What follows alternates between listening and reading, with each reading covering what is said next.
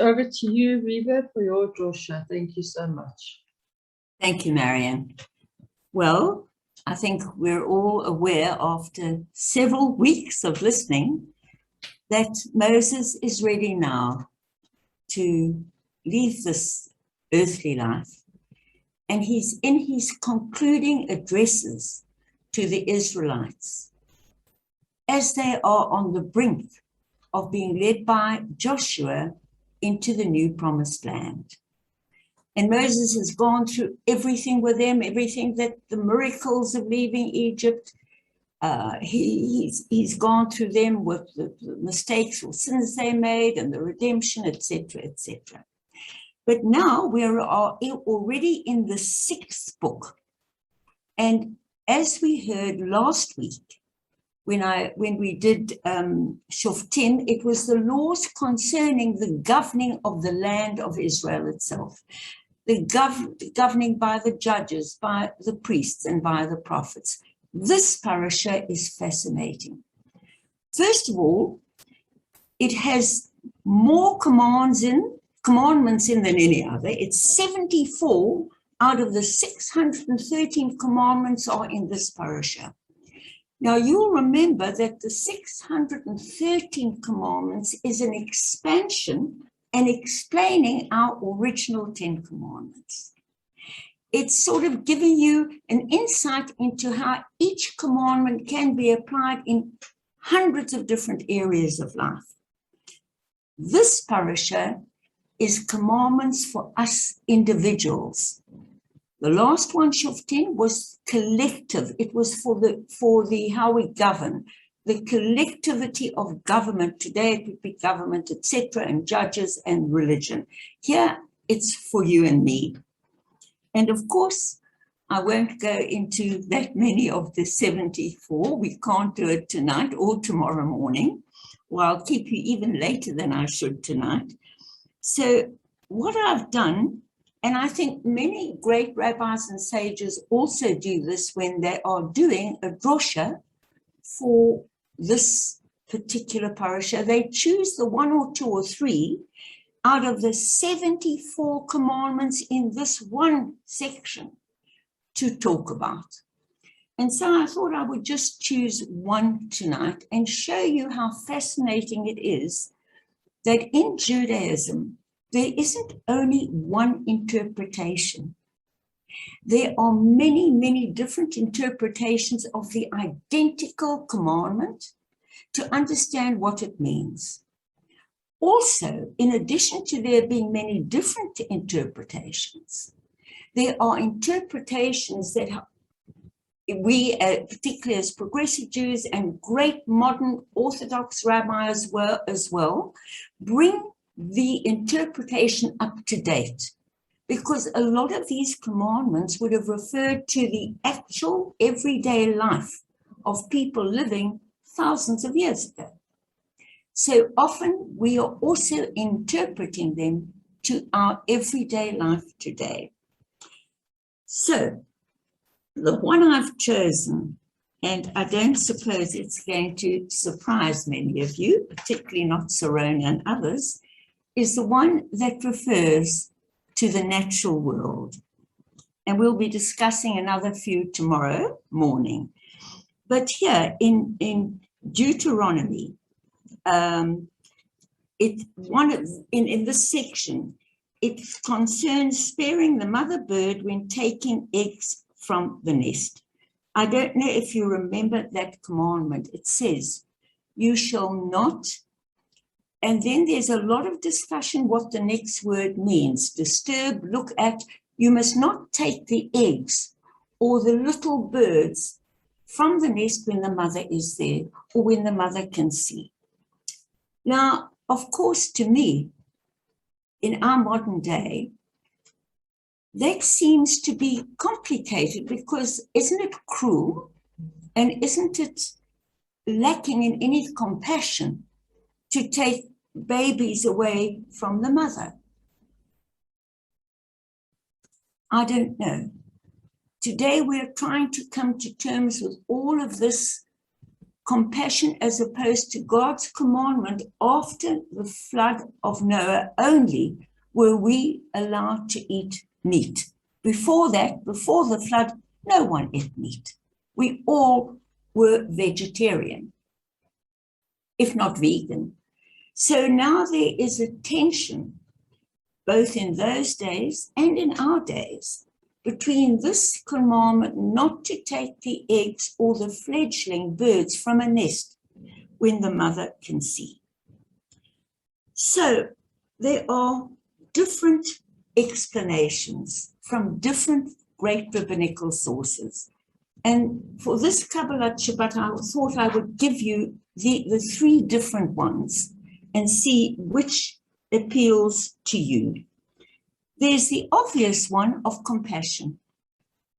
What mother, human or animal, would want to see her children or her eggs taken away?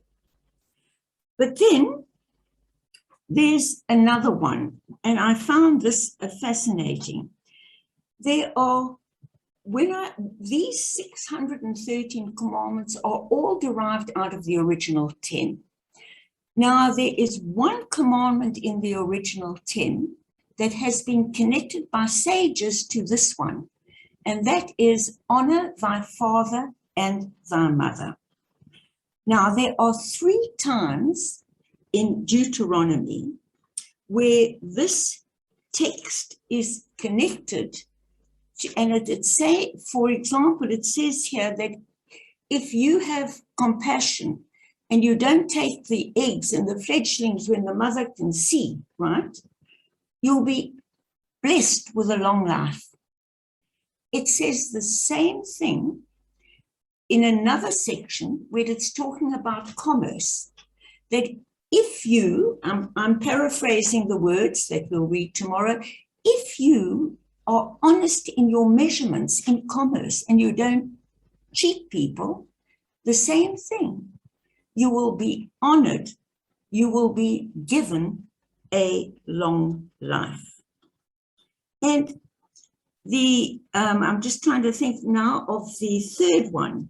So the one connected with nature, the one was connected with commerce. And here are the other one was connected with, what was it? I'm just going to find it. Give me a second. Yeah, the one was commerce. The one was nature. Or was it just the two? And that was very peculiar that these two, that they were connected with a long life. Not to hurt a mother by seeing her children taken away in nature, and also not to cheat in commerce.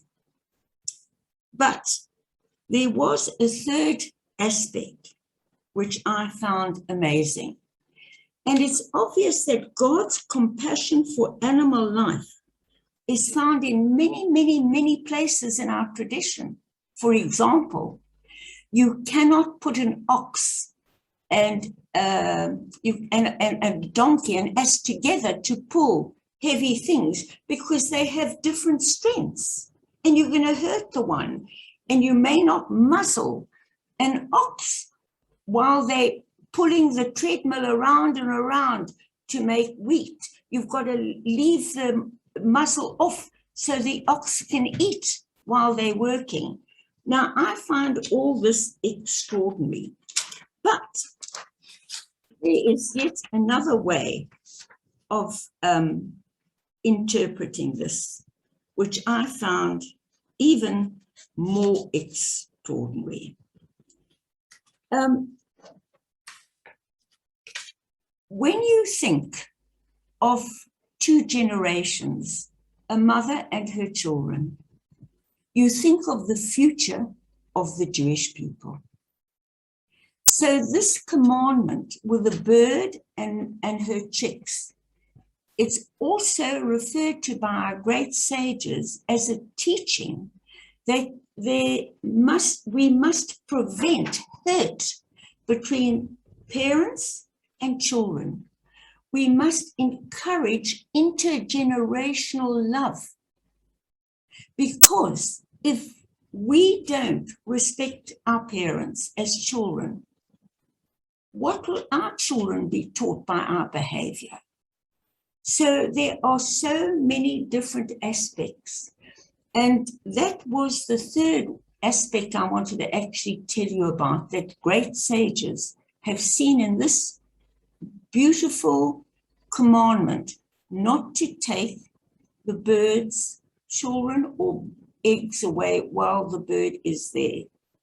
In fact, many sages believe it is a way of telling us that we mustn't separate children from their parents. We must, as children and parents, try to reach each other and love each other.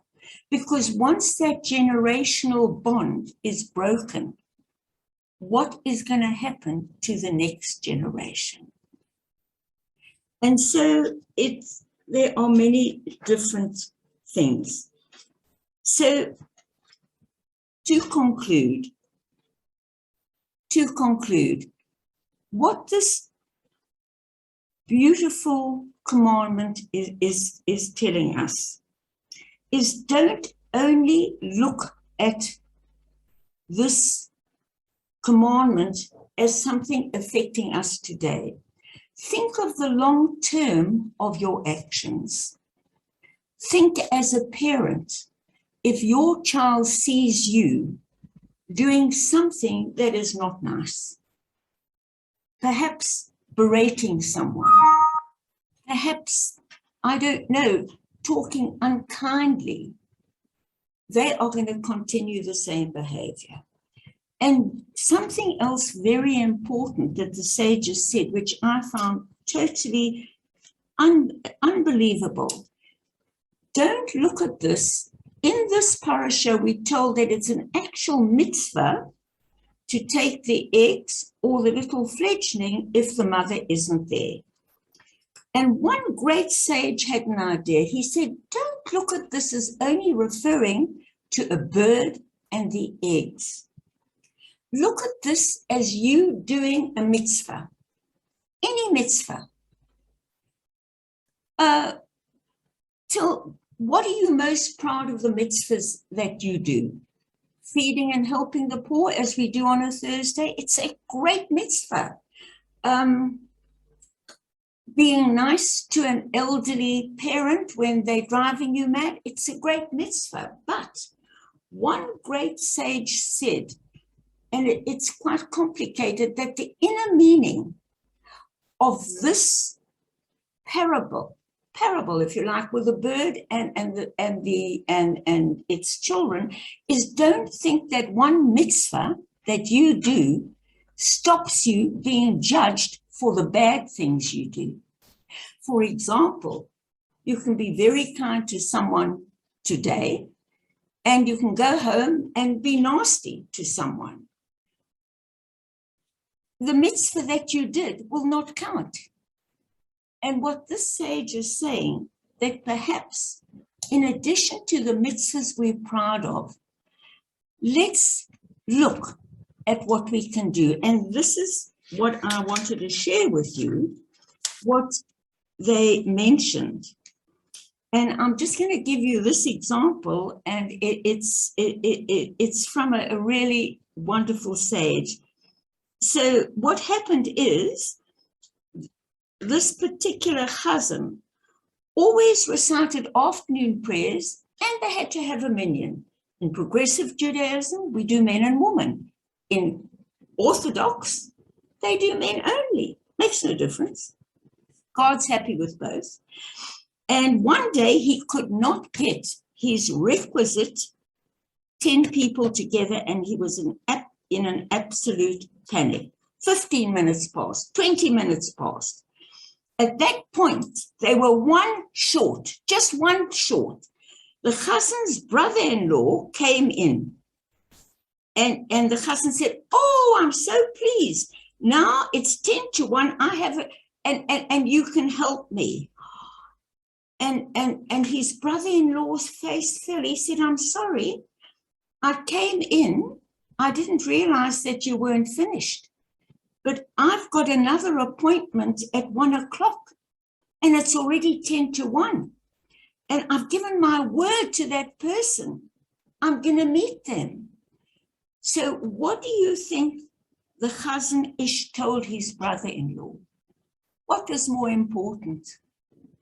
He told his brother-in-law, look, don't worry about my commitment to get 10 people for a minyan.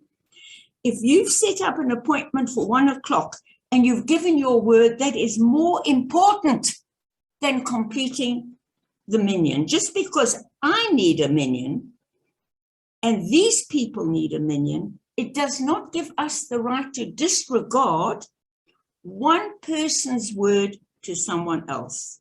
Certainly you must leave now. We either will have a minyan without you, or we will not have a minyan, and we won't have a minyan with you. If no one else comes, so be it. But your concern to keep your word and not make another fellow wait for you. So you shall surely send away the mother bird, perhaps even if a mitzvah is involved. So those of us who've done a mitzvah, that doesn't count, cancel out something we may say that can hurt another person's feelings. Sorry. You've got to be as careful of your words to hurt another person's feelings when you don't agree with their approach, because that cancels out the mitzvah you did on another day or another place. And so I thought that was an exceptional interpretation of the mother and the egg. In other words, we've got to be careful if we walk God's path of doing a mitzvah every minute, whether we're talking to each other as colleagues here, whether we with our family, whether we're with our friends, and how we address a beggar on the street. Shabbat Shalom. Back to you, Marion.